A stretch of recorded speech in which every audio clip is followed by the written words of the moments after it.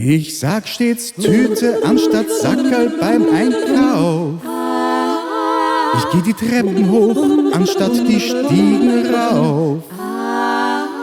Auch sag ich Servus, alles Arsch und haust dann Bäcker. Und auch das Wiener Schnitzel, das schmeckt für mich Leiband. Grad noch. Doch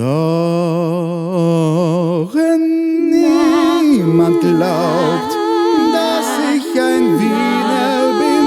Niemand glaubt, ein echter Wiener bin. Keiner glaubt, dass ich ein goldenes Wiener Herz. Die Vögel zwitschern Herz so schön. Sie ist für immer Spaß für die Sonne.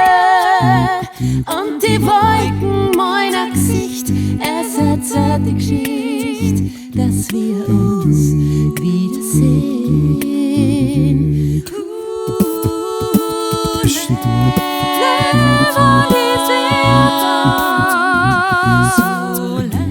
Ganz genau so will ich's morgen tun und nicht denken, die anderen sich schenken, kann sein, du irgendwas so bereuen. Du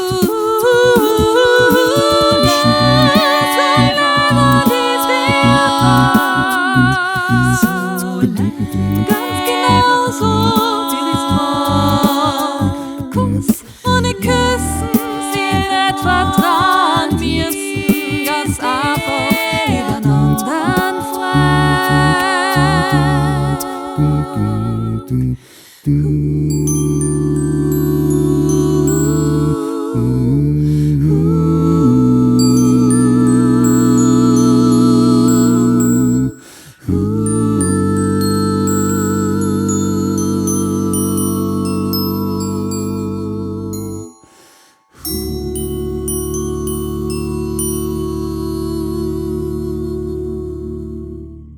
Die Anschrift meines Nachbarn stimmt mich heiter.